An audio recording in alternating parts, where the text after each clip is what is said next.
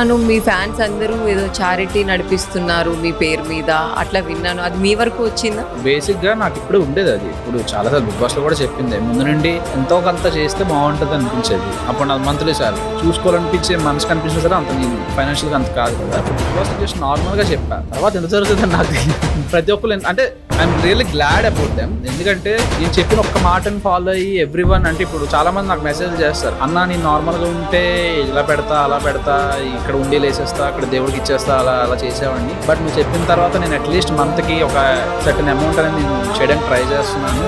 ఇదంతా నేను చూసే మార్చుకున్నాను చాలా మంది చెప్తున్నారు. గాయస్ మీరు చేయండి, మంచిదే కదా. అంటే మీ వల్ల ఇంకొకరు బాగుపడుతున్నారంటే మంచిదే కదా. మీరు